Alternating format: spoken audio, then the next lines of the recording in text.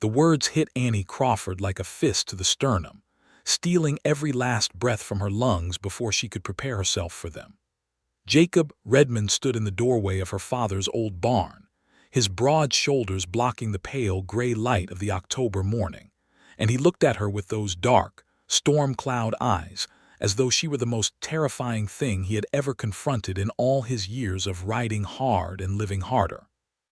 The man who had stared down bank robbers in Abilene, who had tracked outlaws through the Apache territories and come home breathing when no one expected it, who had ridden into Dodge City during the worst drought riot of 1876 without a tremor in his gun hand. That man was looking at Annie Crawford, as though she had the power to destroy him completely. "I have ridden into harder places," Jacob said, his voice dropping to something raw and unguarded, something she had never once heard from him in all their weeks of careful circling, "but none scared me like this." The silence that followed was enormous. It pressed against the walls of the barn, pushed against the October wind outside, settled heavy as a wool blanket across Annie's shoulders. She could hear her own heartbeat. She could hear his breathing, slightly unsteady, which was the most shocking revelation of all, because Jacob Redmond was never unsteady. He was carved from certainty and weathered leather and the kind of quiet confidence that made lesser men step off the boardwalk when he walked through a town. And he was afraid of her. No, she corrected herself, watching the way his jaw worked against whatever else he wanted to say. Not afraid of her, afraid of what she meant to him. Afraid of the thing growing between them that neither of them had asked for, had planned for, had any map to navigate by. Annie had her own fear. She had been living inside it for 6 weeks, ever since Jacob Redmond rode onto the Crawford homestead looking for work, for temporary board, for anything to justify staying in the dust-flat valley of Millhaven, Texas, long enough to do what he had secretly come to do. She had not known that secret then. She had not known anything about him except that he was quiet and capable and had hands that were equally comfortable holding a hammer or a Colt revolver, and that when he looked at her, really looked at her, she felt suddenly, terrifyingly visible in a way she had spent 3 years learning to avoid. 3 years since Thomas Crawford, her husband of 14 months, had ridden off in pursuit of a cattle thief and ridden into a bullet that ended him before he reached 30. 3 years of running the homestead alone, of letting her own wants and needs calcify under the pressure of pure survival, of being only Annie Crawford the widow and never just Annie, the woman who still dreamed and still longed and still woke in the night aching for something she had told herself she no longer deserved. And now Jacob Redmond stood in her doorway confessing fear. She opened her mouth, closed it, tried again. "You chose the wrong time to develop a conscience about honesty," she said. The corner of his mouth moved, not quite a smile but the suggestion of one, painful and hopeful at once. "I know it. I am standing in my deceased father's barn, Jacob, with hay in my hair and creek mud on my boots, having just discovered that the man who has been working my land for 6 weeks came here under false pretenses, and you are choosing right now to tell me that I frighten you. Yes, ma'am. That is not an apology." "No," he agreed quietly. "It is not." She turned away from him then, because looking at him was making it impossible to maintain the anger she needed, the righteous, protective fury she had every right to feel. She braced her palms against the old wooden stall gate and breathed through the complexity of what she was feeling, which was simultaneously the worst betrayal of trust she had encountered since Thomas died, and also the most honest thing any person had said to her in 3 years. She needed to go back to the beginning. She needed to understand how she had arrived in this barn, on this morning, standing at the intersection of everything she had been running from, and everything she had, against all wisdom, begun to run toward. The beginning was 6 weeks ago, the last week of August, when the summer heat still lay brutal across the Texas flatlands, and Annie Crawford had spent the morning mending fence line along the east pasture with her hired hand, a 60-year-old widower named Pete Garland, who was generous and loyal and completely incapable of the heavier work that the homestead demanded. She had been on her knees in the dry grass, Pete handing her fencing wire, when the sound of hoofbeats on the main road made them both look up. The rider was alone. He moved with a particular economy of motion that Annie recognized from her years in cattle country, someone who had been in the saddle for a long time and had made peace with it, who had let the horse's rhythm become their own. He was riding a bay gelding with good lines, trail-worn but not abused, and as he turned from the road onto the homestead track, Annie stood up and shaded her eyes with one hand, squinting against the September glare. He pulled up perhaps 30 feet away and took his hat off, which she noted. Men who took their hats off when approaching a woman alone were either well-raised or had something to prove, and this one, she would come to understand, was the former. "Good afternoon," he said. "I am looking for the Crawford place. I was told in town it was the third homestead east of the mill crossing." "You found it," Annie said. "I am Annie Crawford." He had very dark hair, sun-darkened skin, and the kind of lean, angular face that looked like it had been cut by wind rather than grown. He could not have been much past 30, though the eyes suggested someone who had lived a great deal inside those years. There were 2 guns on his belt, worn low and practical rather than performative, and a rifle in the saddle scabbard. These were not unusual in Millhaven in 1877, but they sat on him differently than they sat on most men, as though they were simply tools he happened to carry rather than an identity he was performing. "Jacob Redmond," he said, "I heard you might be in need of a hand. I am between work right now, and I know cattle and horses and general repair." Pete glanced at Annie with a look that said, clearly enough, "We could use the help," which was true. The autumn roundup was coming. The roof on the main house had 2 bad sections. The well rope had snapped twice already, and Pete's back was giving him trouble he tried to pretend it wasn't. Annie had been running the math of her situation in the back of her mind for months, and the math kept coming up short. "Where are you from?" she asked. "Where have you worked before?" He gave her 3 names: a ranch foreman in Abilene, a livestock manager in Fort Worth, and a cattle drive out of San Antonio 3 years prior. He told her without hesitation, which was either the behavior of an honest man or a practiced liar, and Annie had learned to pay attention to the specific quality of a man's gaze when he answered questions like these. Jacob Redmond met her eyes throughout, which still didn't tell her everything but told her something. "I pay fair," she said. "Room in the bunkhouse. I run a working place. You will earn your wages or I will tell you so and you will move on. We understand each other." "Yes, ma'am," he said. That was how it began. The first week, he was simply a body performing necessary functions. He was up before dawn, which Annie only knew because she was also up before dawn, having not slept past 4 in the morning since Thomas died. She would come out of the kitchen with her first cup of coffee and see the bunkhouse light already burning, see Jacob's silhouette moving through the pre-dawn darkness toward the barn, and she would feel something that she categorized carefully as relief. Relief that there was capable help, nothing more. He fixed the roof sections in 2 days, working with quiet efficiency and without being asked twice about anything.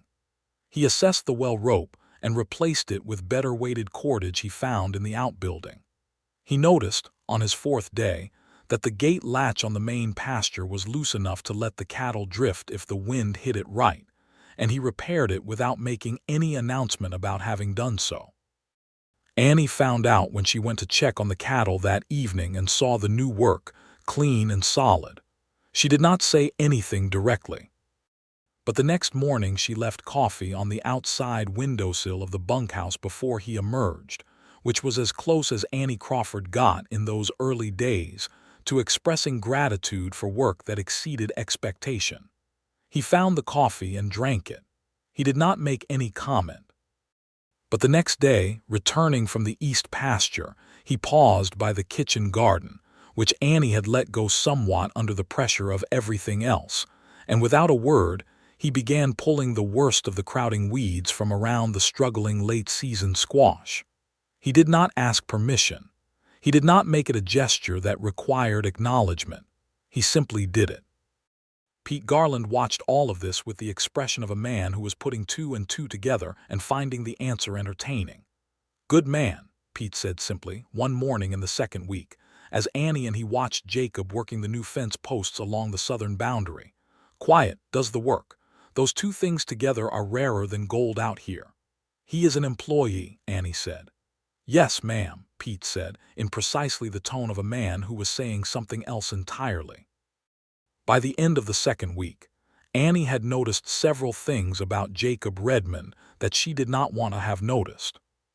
She had noticed that he was 29 years old, which she knew because she had asked Pete to find out, having been raised in the belief that you should know the age of anyone you employed. She had noticed that he took his meals alone on the bunkhouse step rather than coming to the kitchen table, until she had told him directly that food was served at her table and that she was not running a boarding house where the staff ate in the yard.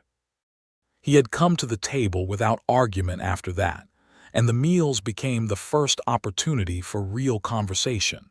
She had noticed that he had a way of listening that was itself a kind of language.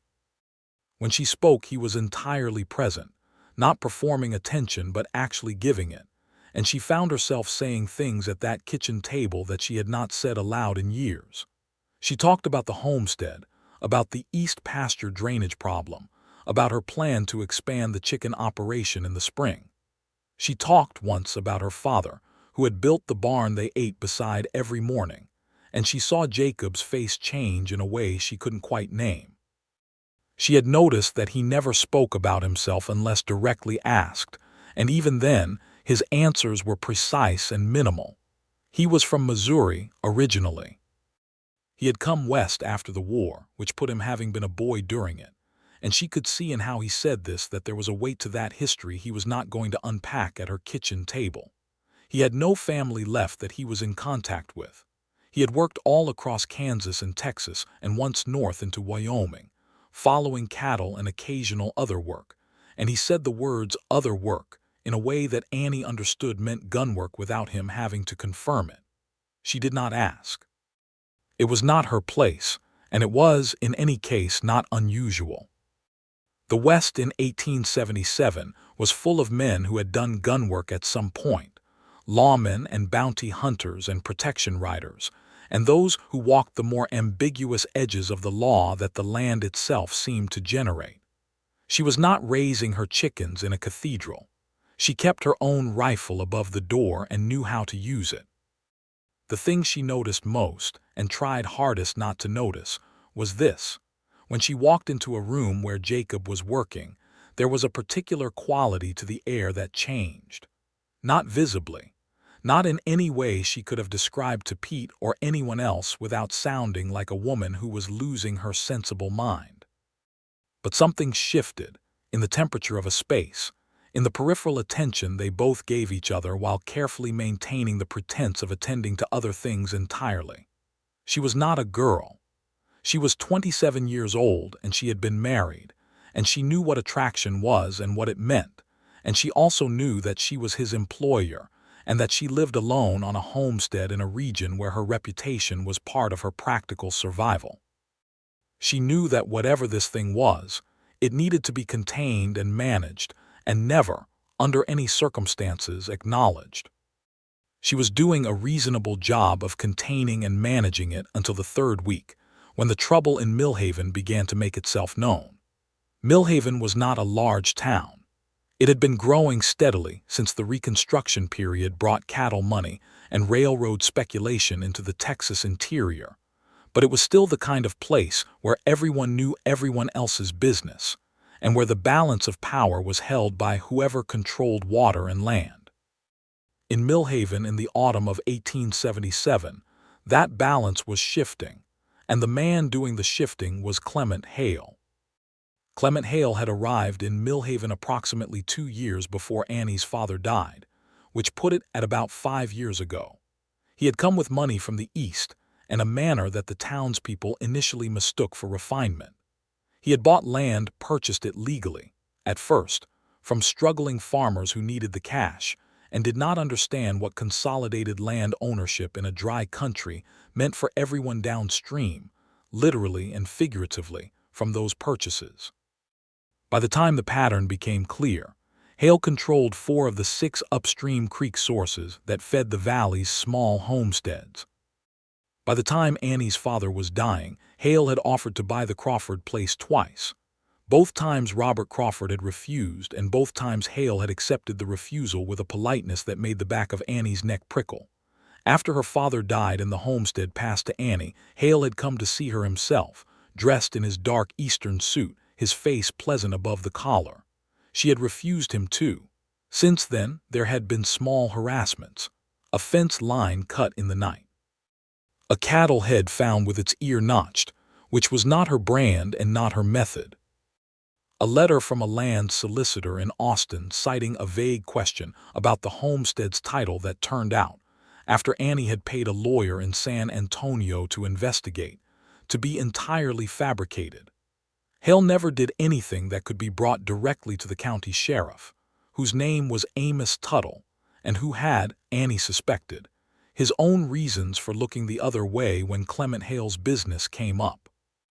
In the 3rd week of Jacob's employment on the Crawford place, one of the fence lines along the northern boundary was cut again, and this time the cattle drifted through it overnight.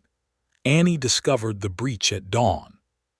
She also discovered, by the light of early morning, 2 sets of boot prints in the dry ground near the cut, neither of which belonged to anyone on her place.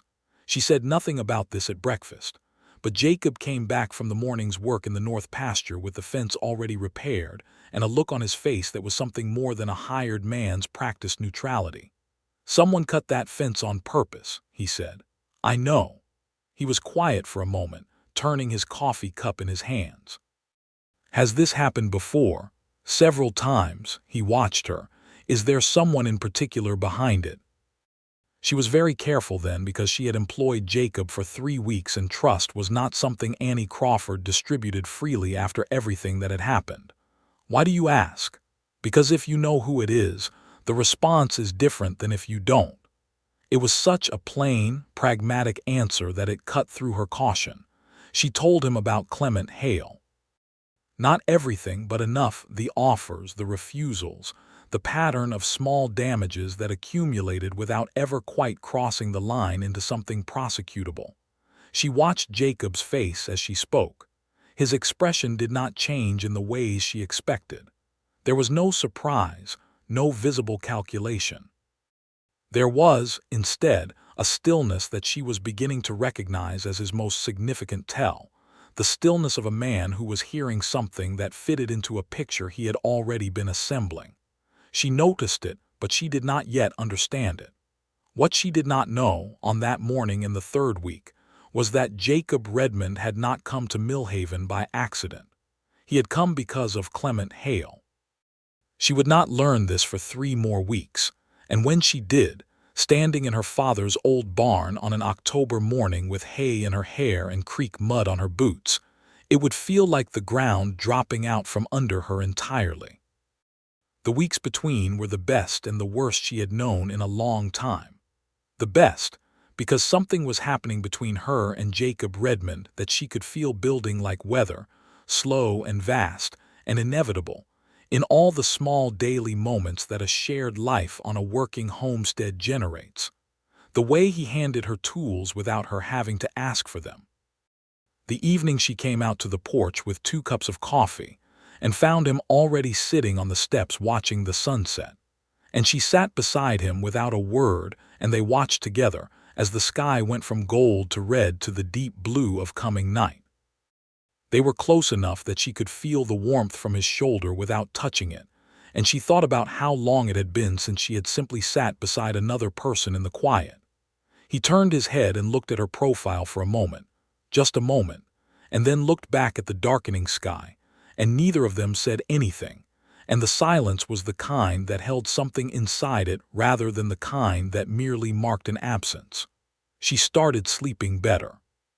She did not connect the 2 things explicitly for several days, and when she did, she told herself it was simply because having competent help on the homestead had reduced her physical exhaustion. She believed this firmly for approximately 1 afternoon. There was a Sunday in September when she rode into town for supplies and came back to find that Jacob had repaired the kitchen porch boards, which had been bad for years, going back to before her father died. She had walked out onto the porch and felt the difference under her feet, solid and safe, instead of the subtle give she had been compensating for so long it had become automatic. She stood there for a moment and felt something rise in her chest that was alarmingly close to tears, which were not, as a rule, something Annie Crawford permitted herself on a Tuesday afternoon over porch boards. She pressed her hands flat against her thighs and blinked it back and went to find Jacob in the barn and said, in the most level voice she could manage, "You repaired the porch boards." "They were dangerous," he said, not looking up from the harness he was working. "You did not have to do that today. It was not a difficult job." She stood in the barn doorway for a moment. "Jacob." He looked up then. Something in her voice had made him. "Thank you," she said. He held her gaze for a moment that lasted somewhat longer than strictly necessary. "You are welcome," he said, and the plainness of it, the complete absence of performance in how he said it, made it the most intimate thing anyone had said to her in 3 years. She went back to the kitchen before her face could do anything she would regret. The danger of the situation was not just in her own feelings, which she was at least aware of and attempting to manage. The danger was also in the fact that Jacob Redmond had a quality she had very rarely encountered in men, which was the capacity for a kind of quiet, undemanding attention that asked nothing and offered everything, and which made Annie feel in his presence as though she were both entirely safe and extraordinarily awake. She dreamed about him on a Wednesday night and woke at 3 in the morning furious with herself. She was not a sentimental woman. She was practical, capable, and had built her survival on clear thinking. She had a homestead to run and a threat to manage, and absolutely no room in her life for a hired hand who would eventually move on, as all hired hands did, taking whatever temporary warmth he had generated and leaving the cold behind him feeling colder than before. She spent Thursday being brisk and businesslike, and addressing all conversation with Jacob strictly on the subject of cattle and fence lines and the autumn roundup preparations. Jacob received this with exactly the same unhurried patience with which he received everything, and she hated, a little, how difficult he was to shake. The roundup itself occupied 4 days in late September, requiring Annie and Pete and Jacob to push the cattle in from the northern and eastern pastures, cut the year's calves, and brand the new stock. It was exhausting, physical, intensely collaborative work, and the intimacy of it, the shared tiredness, the coordination of effort, the moments of working side by side that required moving quickly and trusting that the person beside you was going to be where they needed to be dissolved several layers of her careful management without her permission. On the 3rd day of the roundup, a young steer spooked badly and charged directly at Annie, who was on foot near the holding pen. It happened very fast. She went sideways but not fast enough, and she would have been struck hard if Jacob had not appeared from her left at a dead run, caught the steer's rope with both hands, and hauled it around in a brutal arc that turned it away from her with approximately 4 feet to spare. He was breathing hard. She was breathing hard. They stood facing each other with the steer pulling against the rope and the dust still moving between them, and Jacob reached out and gripped her upper arm, not roughly but firmly, as though confirming that she was solid and present and unharmed. "All right," he said. "Yes," she said. "Yes, I am fine." He held her arm for 1 second longer than emergency required, and she felt the warmth of his hand through her work shirt sleeve and thought, with sudden devastating clarity, "I am in serious trouble." He released her and went back to work, and neither of them said anything else about it, but something had shifted in the air between them, subtle as a change in wind direction but equally impossible to ignore. That night Annie sat at her kitchen table after Pete and Jacob had gone to the bunkhouse, and she wrote in the small journal she had kept since she was a girl, and what she wrote was this: "I do not know what to do about Jacob Redmond, and I'm afraid that by the time I figure it out it will already be too late to do anything except live with what it is." She did not know that he was carrying a secret that would, very soon, force both their hands entirely. The secret had to do with a man named Walt Deering. Walt Deering had been Clement Hale's foreman until approximately 8 months before Jacob rode into Millhaven. Before that, Walt Deering had been a hired gun with a specific specialty, which was the kind of violence that could be made to look like accident or misfortune or bad luck. He was, by the reckoning of the people who hired him and the people who feared him, exceptionally good at this work. Jacob Redmond had tracked Walt Deering across 3 states over 2 years. He had tracked him because 3 years ago, in the summer of 1874, Walt Deering had ridden into a county in Kansas where a cattle thief was being pursued, and he had ambushed the man pursuing the thief and put a bullet in him, not because the man pursuing the thief had anything to do with Deering's business, but because Deering had been paid by the cattle thief's employer to ensure the thief was never caught and never talked. The man pursuing the cattle thief had been named Thomas Crawford. Annie did not know this. She had been told by the county sheriff in Kansas that Thomas had been killed in pursuit of a thief who had turned on him. She had never been told there was another party involved. She had never been given a name. Jacob knew the name because he had been, in those years, working as a contract investigator for a regional cattle association that had been tracking both the theft ring and the violence associated with it. He had arrived in the Kansas county 2 days after Thomas Crawford died, had found the tracks and the evidence, and had spent the following years pulling the thread backward from Walt Deering to the man who had paid him, which was, finally, Clement Hale.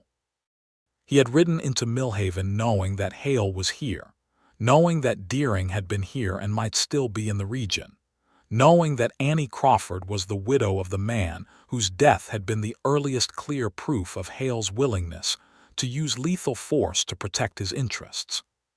He had come to find evidence, to build the case that would put Clement Hale before a proper court, and he had taken work at the Crawford homestead because it was the closest vantage point to Hale's operations, and because he had felt, in some part of himself he couldn't entirely justify to his professional instincts, that Annie Crawford deserved to know who had killed her husband. He had not planned to stay as long as he had. He had not planned for any of what was happening. He had not planned for Annie. He had told himself in the first week that she was simply a competent woman managing a difficult situation, someone to be respected and worked for, and eventually, when the time came, told the truth that she was owed. He had told himself this in the second week with somewhat less conviction. By the third week, when she had sat beside him on the porch steps in the evening light and said nothing, and been more present in her silence than most people were in an hour of conversation, he had stopped telling himself things and started simply noticing what was true. What was true was that Annie Crawford was the most fully alive person he had met in years. She was contained and careful and gave nothing away easily, but beneath that containment was something fierce and feeling and entirely real, and every time he caught a glimpse of it, in the way her face changed when she talked about her father, or in the line of her shoulders when she was tired but pushing through it, or in the way she had said thank you for the porch boards as though gratitude itself cost her something, and she was giving it freely anyway. He felt the walls he had built around his own life shift in their foundations. He knew he was going to have to tell her the truth about why he was here. He knew that every day he didn't was another layer on the betrayal she would feel when she found out. He also knew that telling her too soon, before he had everything he needed against Hale, put both of them in a more dangerous position, because if she confronted Hale with what she knew before Jacob had the evidence to back it up, Hale would simply deny it and remove any remaining witnesses. He was walking a line between necessary deception and genuine harm, and it was the most difficult thing he had ever done, including all of the riding into hard places that his life had accumulated. In the first week of October, Walt Deering came back to Millhaven. Jacob saw him at the saloon on an evening he had ridden to town for a part for the harness repair.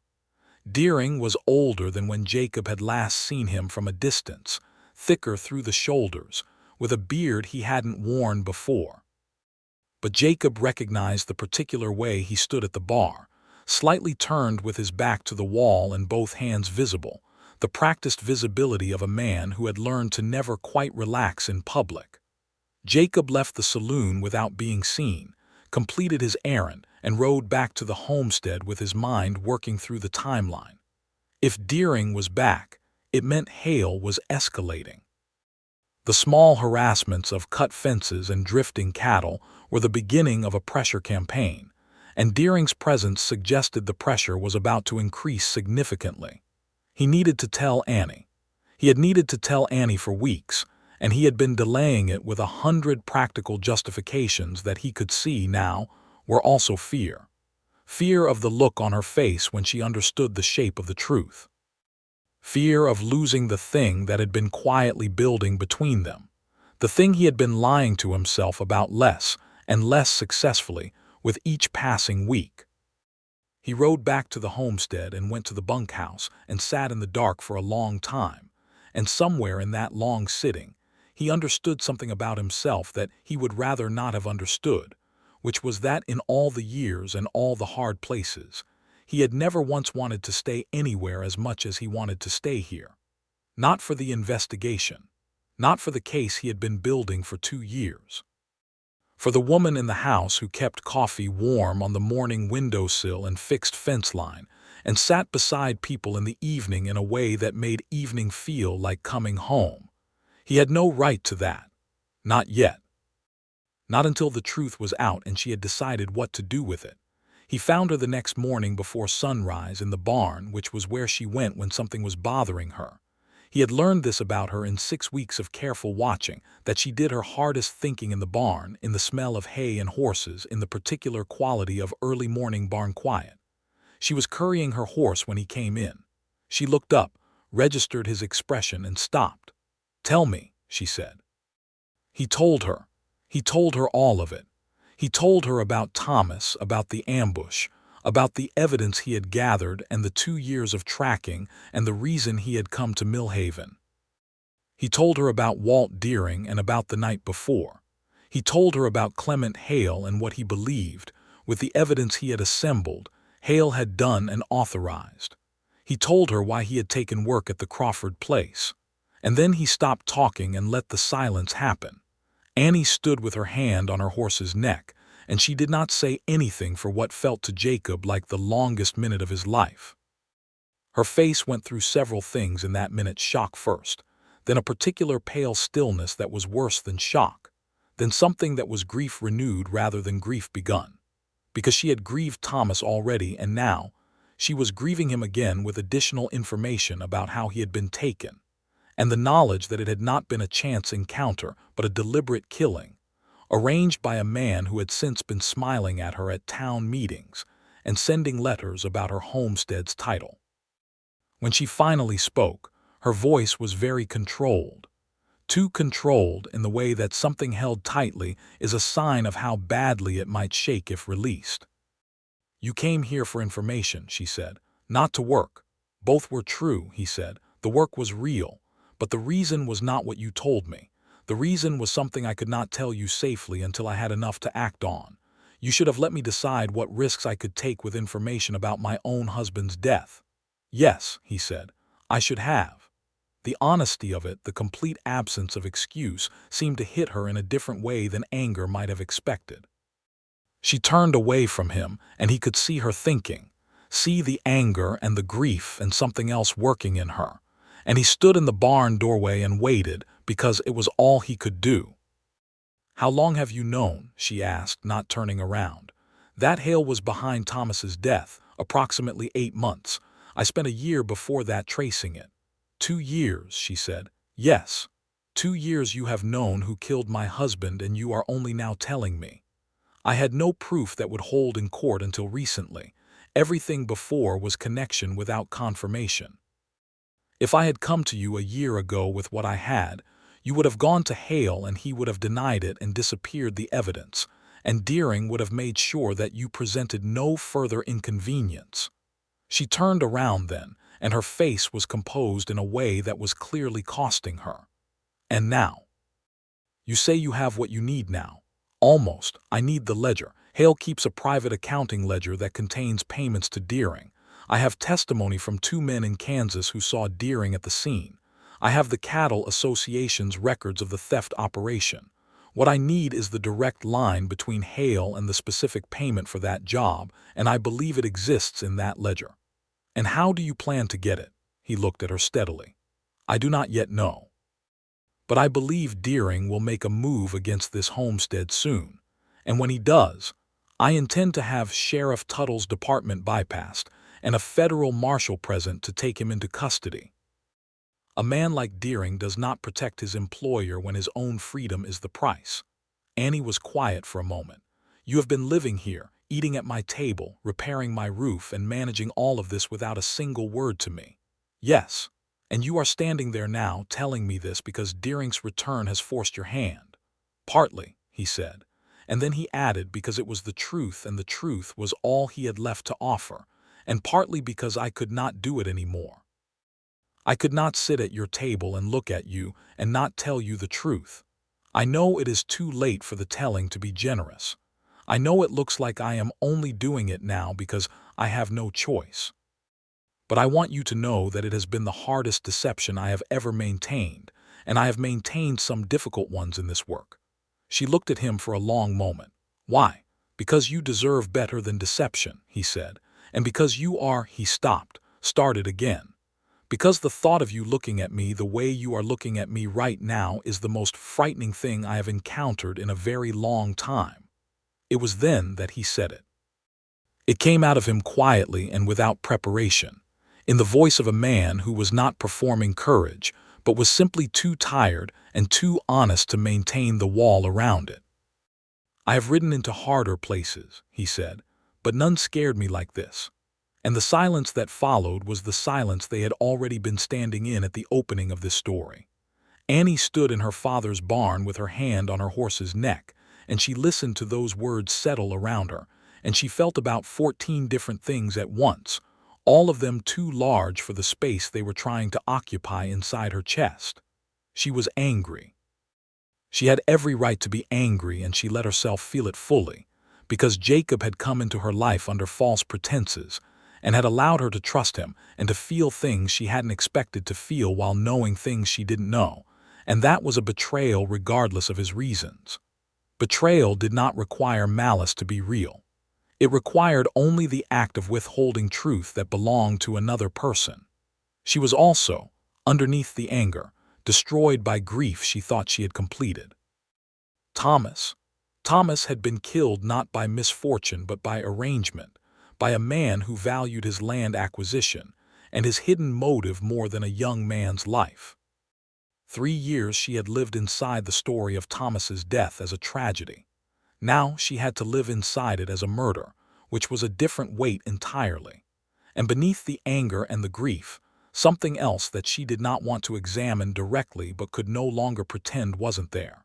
She understood why Jacob had done what he had done. She understood it with the part of her that was practical and clear-eyed and had been managing difficult realities alone for 3 years. She understood that he had been right about the danger of telling her too early, right that she would have gone directly to Hale, right that there was a sequence to things like this that could not be shortened without cost. She understood all of that, and she was still furious. I need you to go away, she said. I need you to go to the bunkhouse and give me today to think. Yes, he said. And I need you to understand that what happens next depends on what I decide, not what you have planned. I understand that. She turned back to her horse. Her hands were shaking slightly, and she was determined that he would not see it. Go, Jacob, he went. She stood in the barn for a long time after the sound of his boots on the yard had faded. She stood there with the early morning coming in through the gaps in the wall boards, in thin slants of pale light, and she breathed, and she thought, and she let herself feel the full weight of everything she was carrying without trying to manage any of it. Eventually she went inside and made coffee and drank it standing at the kitchen window, watching the yard, watching the bunkhouse door which did not open. She thought about Thomas. She thought about him in the first years of their marriage, when they had been building this life together, and she had been so certain of the future that it had felt like standing on solid rock. She thought about the morning she had heard he was dead, the particular quality of that morning's light, which had seemed utterly ordinary up until the moment it ceased to be. She thought about 3 years of grief and survival, and the slow, reluctant process of understanding that you could live inside tremendous loss and still be alive, still want things, still be a person in the world. She thought about the fact that the man responsible for taking Thomas from her had been standing in her parlor twice with a friendly face and a business proposition, and she felt something rise in her that was colder and harder than anger, something that had steel in it. She thought about Jacob Redmond. She thought about how much she had come to trust him before she knew the truth, how real that trust had felt, how it had been built not on declarations but on 6 weeks of daily actions that were each, individually, small and honest. She thought about the porch boards. She thought about the evening on the steps. She thought about the way he had held her arm after the steer charged, checking, confirming.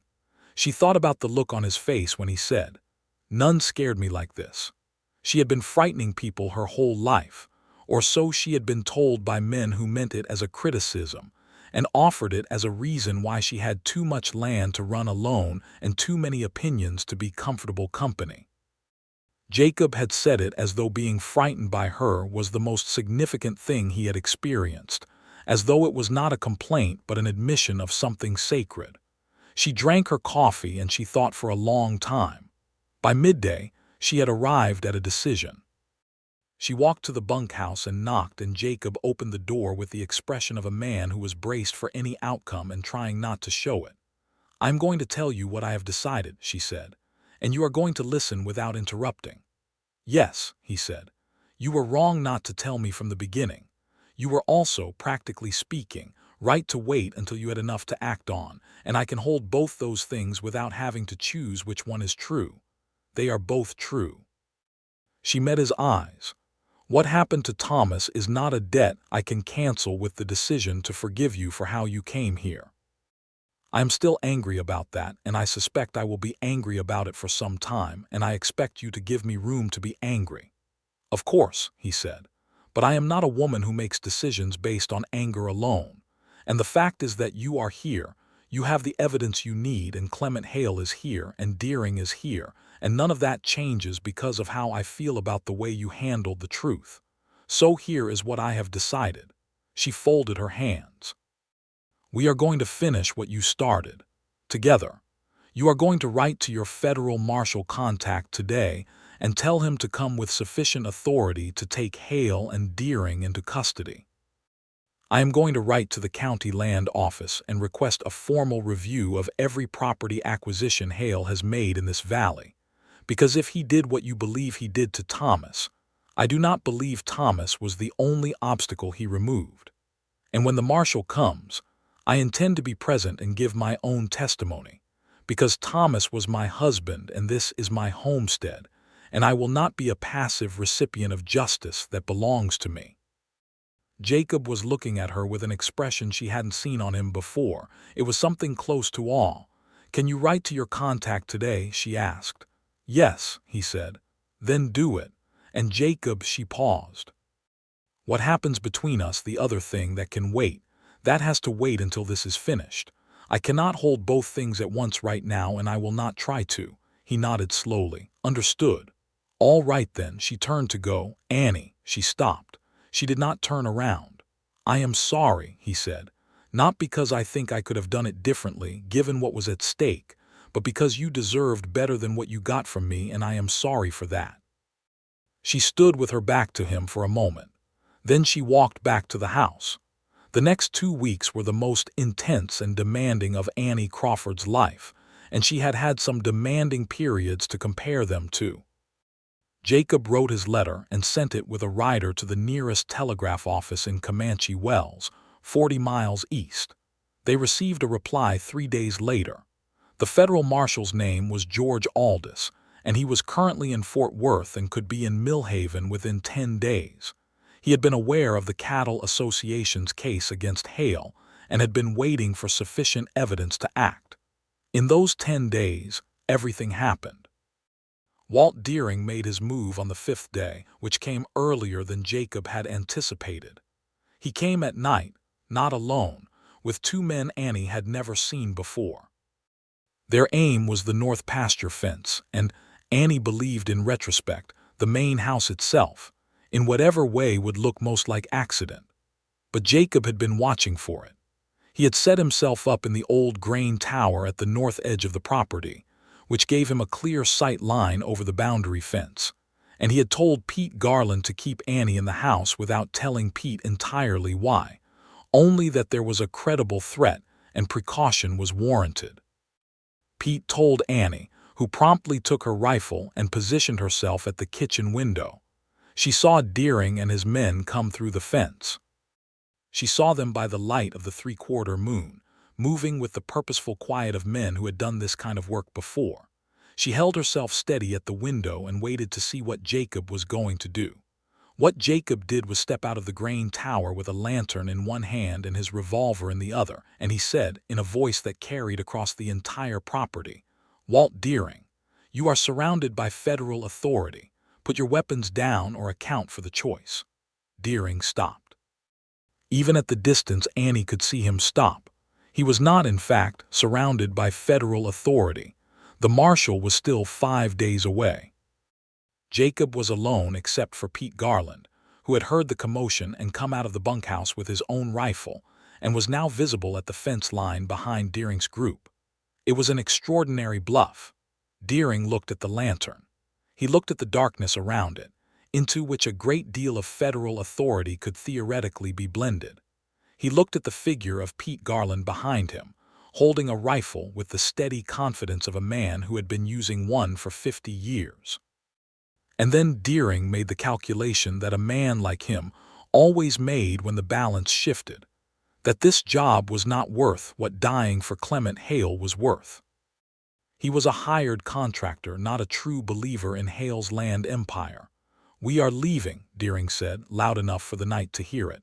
"This is not finished." "It will be finished shortly," Jacob said, "and I would encourage you to consider what cooperation looks like before Marshal Aldis arrives." Deering's head came up at that name. Even at distance, Annie saw it. The 3 men withdrew.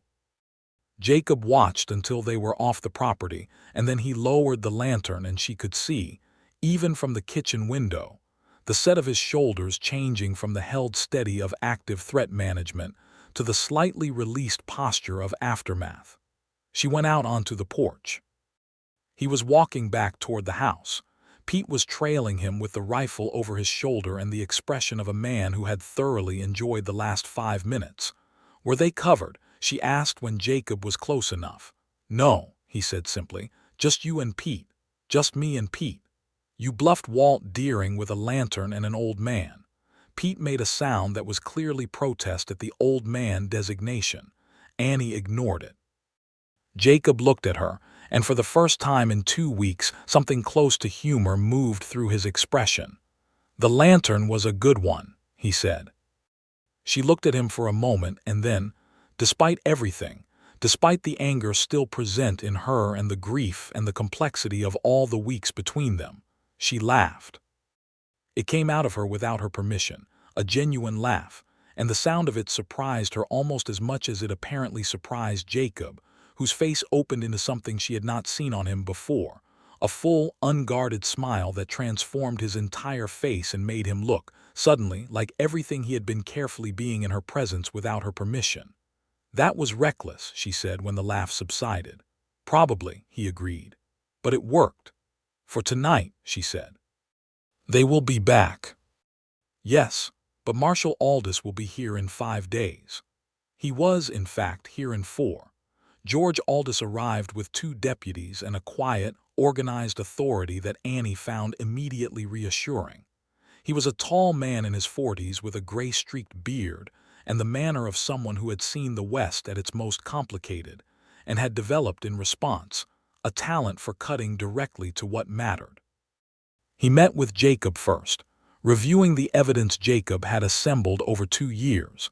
The Cattle Association records, the testimony from the Kansas witnesses who had been brought forward by correspondence, the financial trail that connected Hale's operation to Deering's history of violence.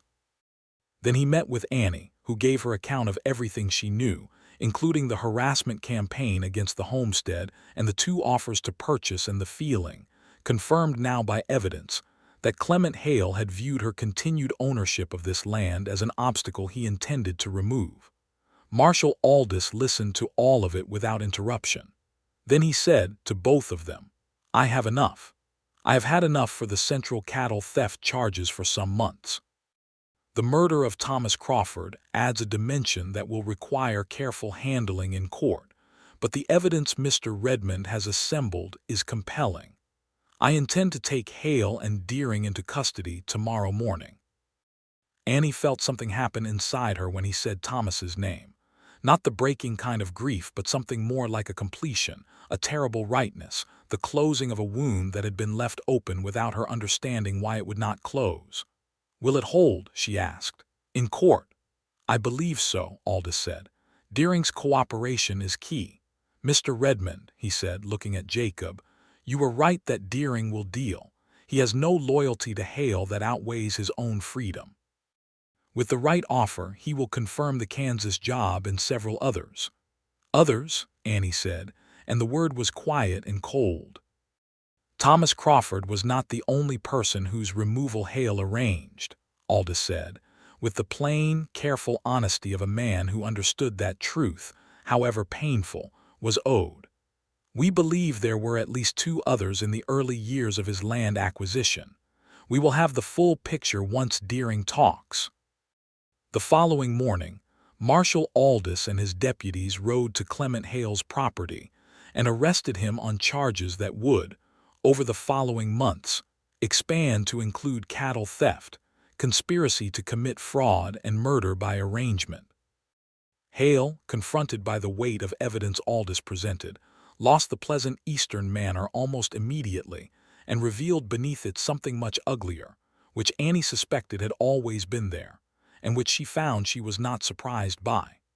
Walt Deering was arrested at the saloon in Millhaven, where he had returned after the night at the homestead, apparently operating on the principle that leaving town would confirm guilt. His arrest was without incident. He was in custody before Hale had finished refusing to answer questions, and by the end of the same day, the deal Aldous had anticipated was in process. Sheriff Amos Tuttle, when the scope of Aldous' authority and the depth of the evidence became clear to him, developed a sudden and comprehensive willingness to cooperate with federal proceedings. Whether he had been receiving payments from Hale or simply choosing blindness out of practical cowardice, Annie never fully established, but his cooperation was complete, and his expression throughout was that of a man who had been living in a precarious position and was relieved on some level to be done with it. By the end of that day, Clement Hale and Walt Deering were on their way to federal custody in Fort Worth, and Millhaven was, for the first time in years, operating without the shadow of Hale's interests over it. Annie stood in her yard in the late afternoon light and felt the absence of that shadow as a physical thing, a lightening, as though the air were literally cleaner. Jacob came and stood beside her. He said nothing, which was one of the things she had always known about him and which she had come to understand was not emptiness but a kind of respect, the respect of someone who understood that the largest moments did not require commentary. "It is done," she said. "It is done," he agreed. She was quiet for a moment. "He will go to trial." "Yes, and the evidence is strong. Aldous is thorough. Will you testify?" "Yes." She turned to look at him. The late afternoon light was on his face, golden and level, and he looked tired in a way she had not seen before, the particular tiredness of a long-held thing finally released. "What will you do now?" she asked. He met her eyes. "That depends on you," he said. She held his gaze. "Does it?" "Yes," he said. "It does."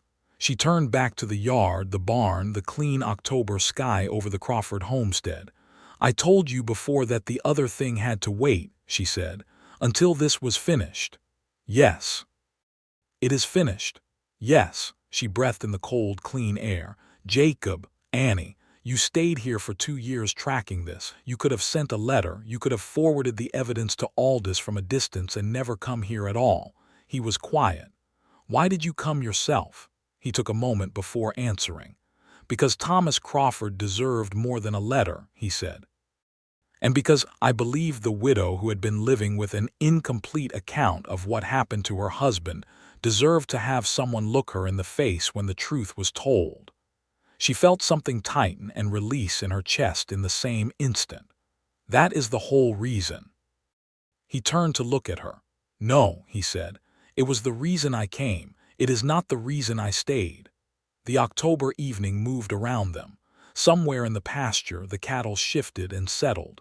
Pete Garland was in the bunkhouse, giving them the privacy of his deliberate absence. The porch boards that Jacob had repaired caught the last light. Annie Crawford had spent 3 years building a life out of loss, and she had been so focused on building that she had forgotten to leave room in the structure for anything that wasn't survival. She had not been wrong to do it. She had been doing what was necessary. But standing in the yard in the last of the October light with Jacob Redmond beside her, she felt the structure she had built flex and expand to accommodate something it had not had before. She reached over and took his hand. He was very still for a moment, the way he was still when something mattered enormously. Then his fingers closed around hers, and they stood like that in the yard as the sky went from gold to red to the deep October blue that came before the stars. I am still angry with you, she said. I know, he said. I suspect I will be occasionally for some time. I expect that, he said. It is fair. I also, she said carefully, have come to value you in a way that I was not expecting, and that I am not ready to pretend I don't feel. Annie, he said, and the way he said her name was the way that names are said when the person speaking has been holding the right to say it quite that way for a long time. She turned to look at him. In the blue evening light, his face was entirely honest, entirely open, which she had not thought a face like his was capable of being. But there it was, completely available to her in a way that was, in its own way, as frightening as anything Clement Hale had done. I need to know that you are not leaving, she said.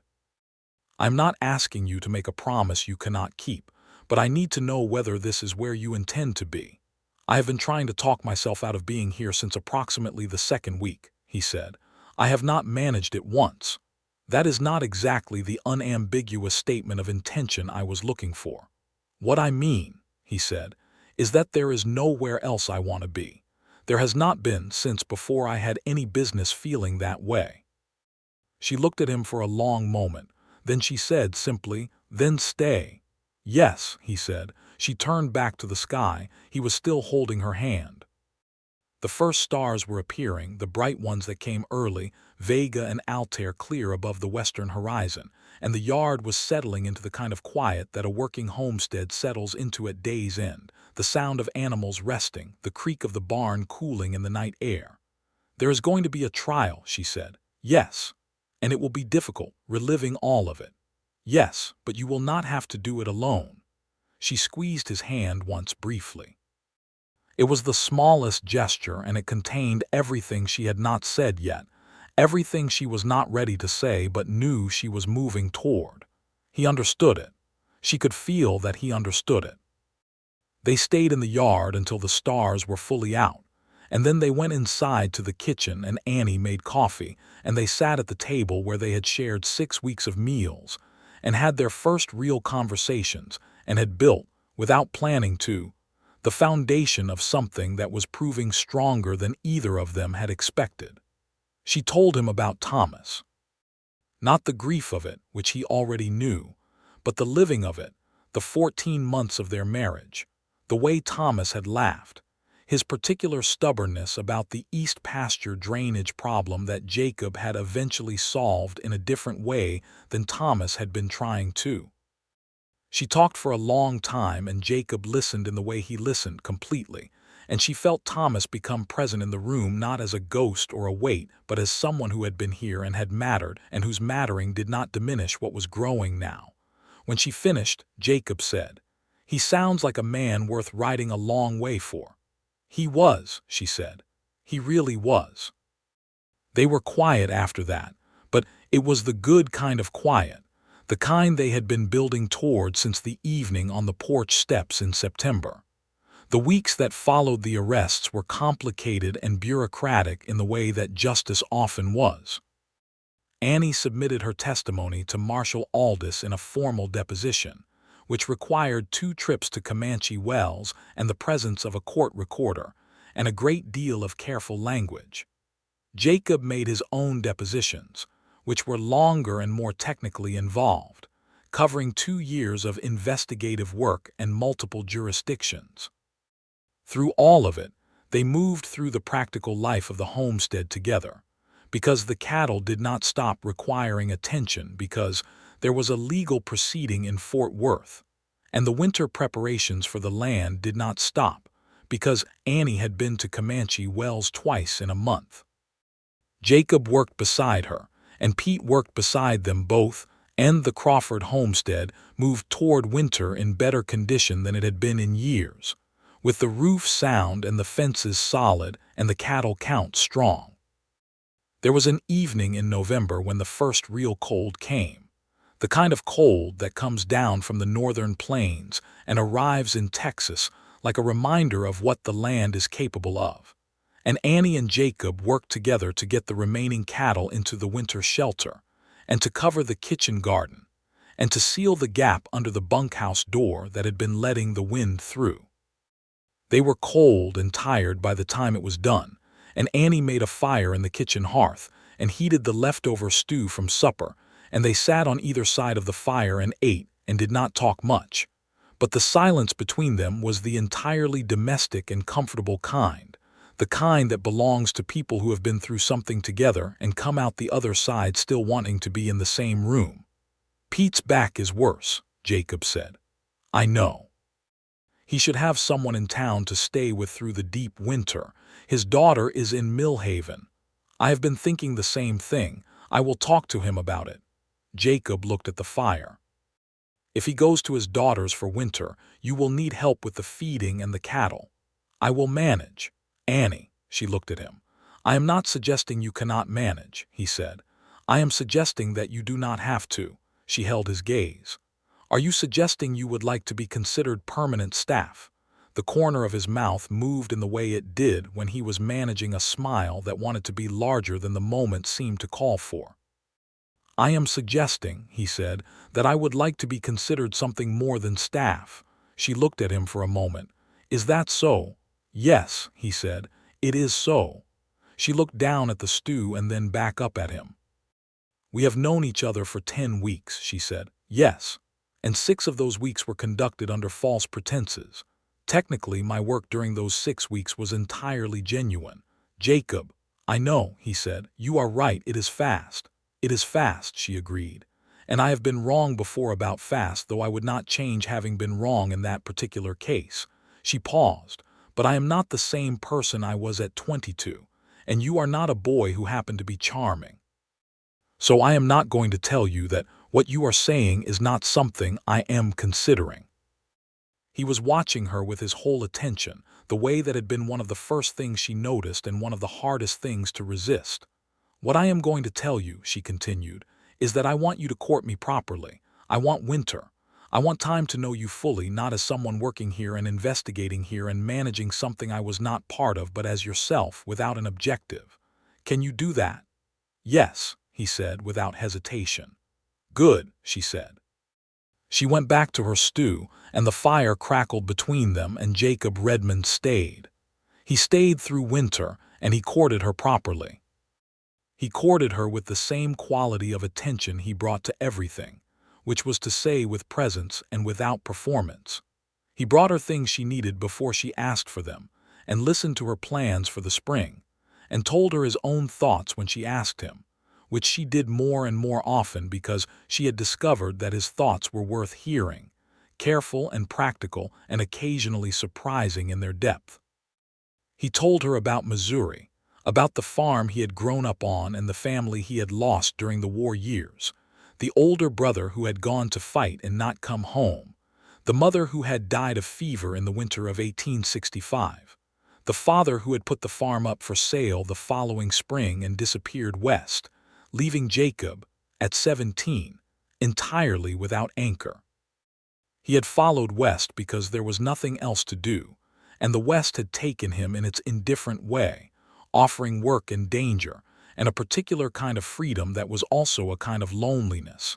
And he had made himself a life inside it, becoming competent and capable and well-regarded in the specific world of cattle association work. And he had been, he said, mostly all right with the life he had, until Millhaven. Until me, she said, one evening in December when the snow that came occasionally to this part of Texas had dusted the yard white and the firelight in the kitchen was the warmest thing in the county. Until you, he confirmed. She leaned across the kitchen table and kissed him for the first time, and it was brief and direct, the kind of kiss given by someone who has made a decision and is acting on it. And when she sat back, Jacob looked at her with the expression of a man who has just been handed something he was not certain he was going to be allowed to keep. "I love you," she said, because Annie Crawford did not say things she did not mean, and she had spent long enough being certain about this to say it clearly.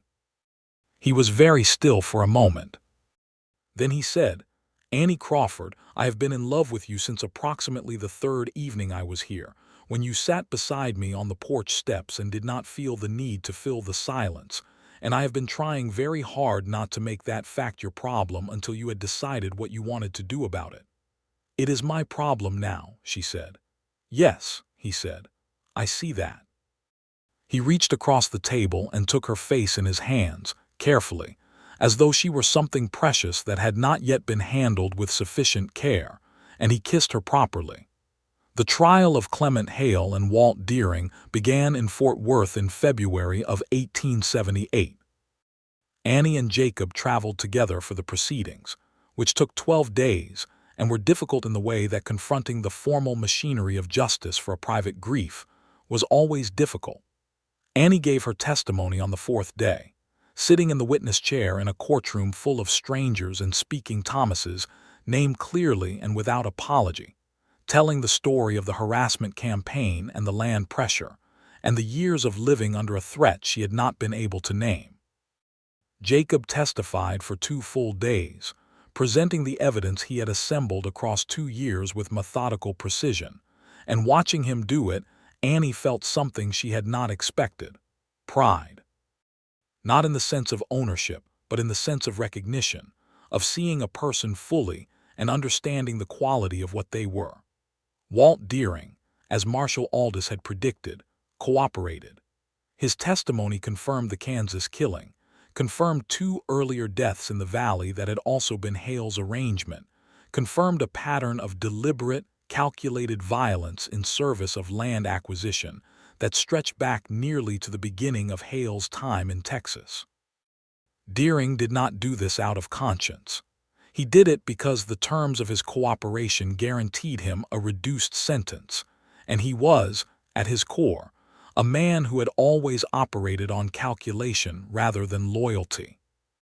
Clement Hale was convicted on charges of conspiracy to commit murder, murder by arrangement in the death of Thomas Crawford and 2 additional victims, and multiple counts of cattle theft and fraud.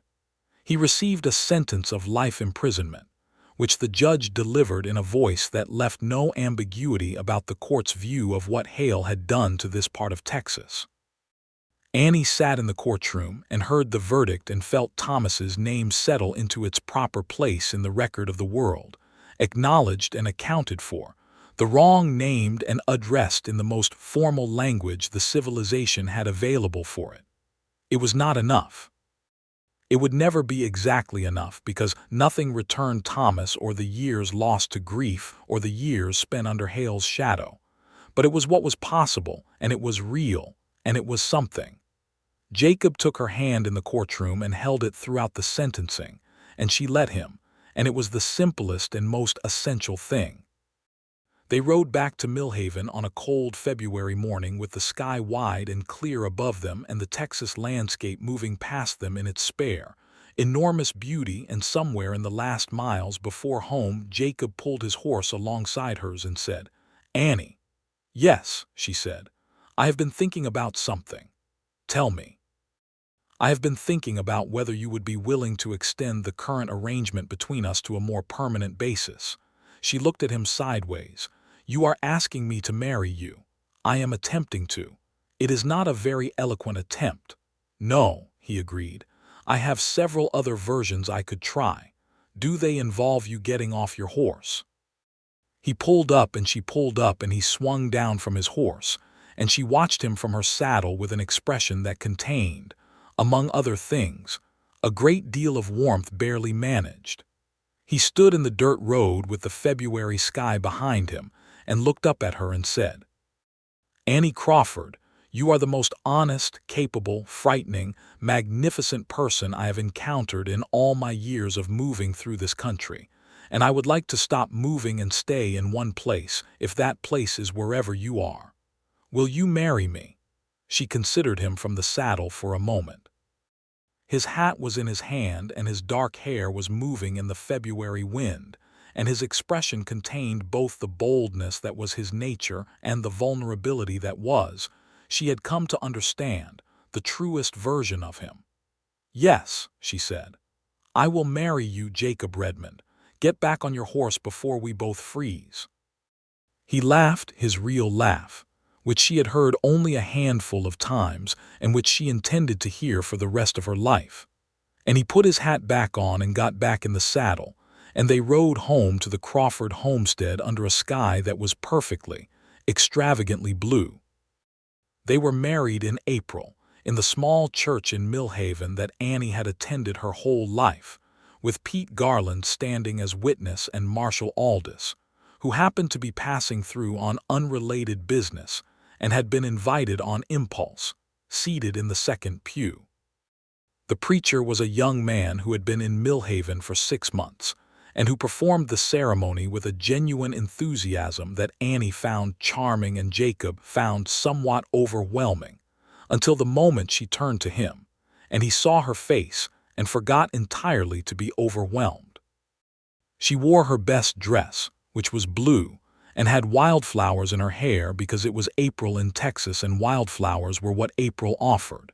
And Jacob stood beside her in a clean dark coat he had acquired in Fort Worth, and when the preacher asked the necessary questions, he answered them in the same steady, direct voice he brought to every true thing he said. When the ceremony was done, Pete Garland clapped Jacob on the shoulder with an expression of deep satisfaction, and Marshall Aldis shook both their hands, and the small congregation of Millhaven townspeople who had come, more out of affection for Annie Crawford than out of familiarity with Jacob, though he had been in town long enough to be known, made the celebratory noise that weddings generate. Outside the church in the April sun, with Millhaven doing its ordinary business around them, Annie turned to Jacob and said quietly, "Are you frightened?" He looked at her. "Of this? Of all of it, the staying, the permanence?" He thought about it honestly, the way he thought about everything. "No," he said. "I thought I might be, but no. This is the first thing in a long time that feels entirely like the right place to stand." She nodded. She believed him.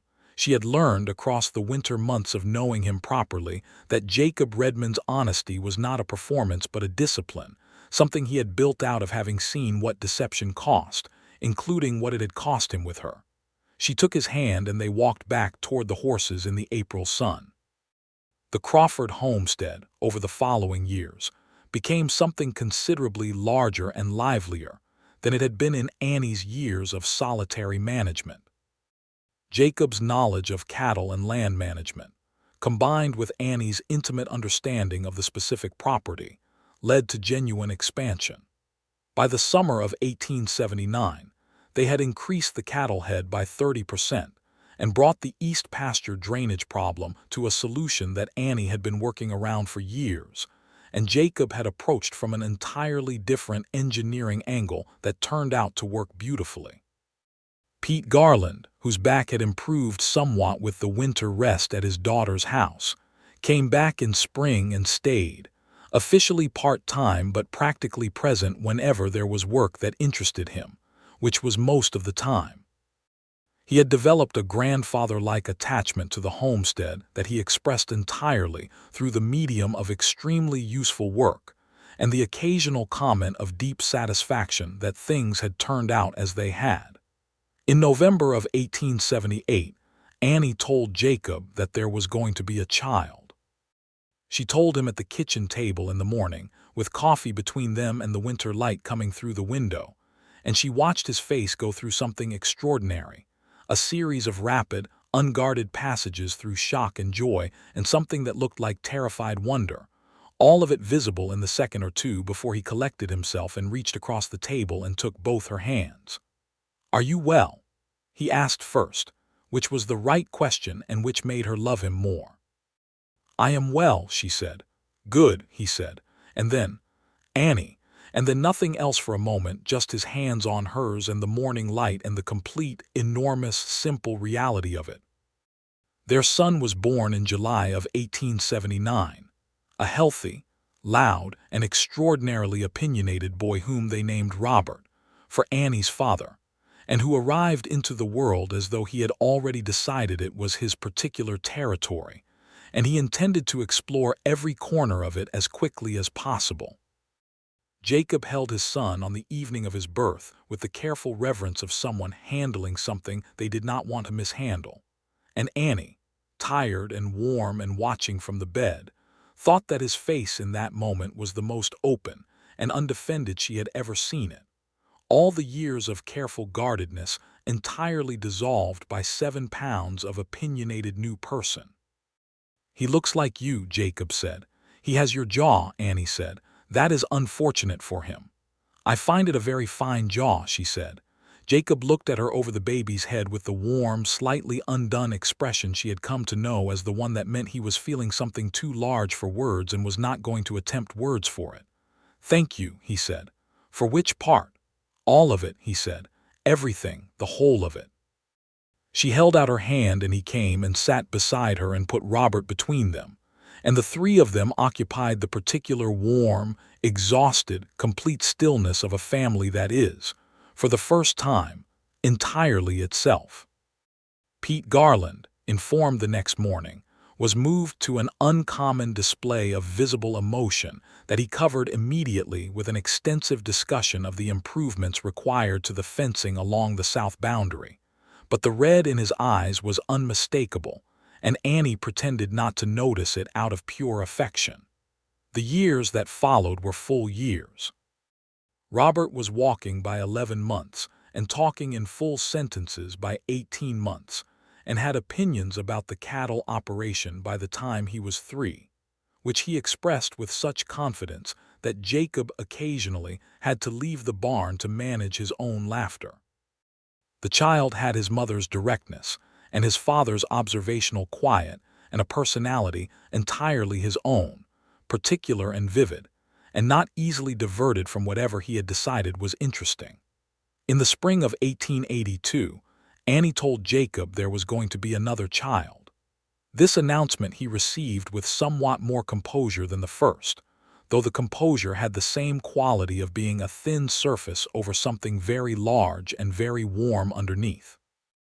Their daughter was born in October of 1882, and they named her Clara, which was the name of Jacob's mother, and which Jacob received when Annie suggested it with an expression of complete silence, followed by the kind of quiet that meant something had reached him somewhere very deep.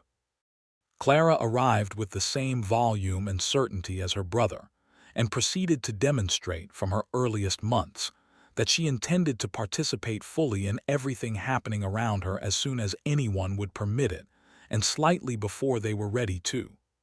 Robert, at 3 years old, received his sister with careful importance. He had been told in the weeks before that there was going to be a baby, and he had processed this information and arrived at the conclusion that he was going to be responsible for teaching the baby everything important. He began this project from the first day Clara was home, sitting beside her basket and explaining things with the gravity of a senior statesman briefing a new colleague. Annie and Jacob watched this from across the room with the expression of two people who have more happiness than they know exactly what to do with and are managing it in real time. The homestead continued to grow.